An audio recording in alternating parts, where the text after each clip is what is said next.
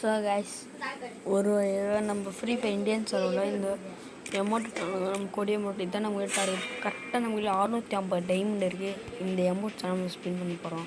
ஓகேவா? நம்ம அது முன்னாடி கிளியர் கேட்ச் எடுத்துக்கணும். கிளியர் கேட்ச் எங்கடாது பேசி கிளியர் கேட்ச் 1 2 3 4 5 6 7 8 9 10 கிளியர் கேட்ச்.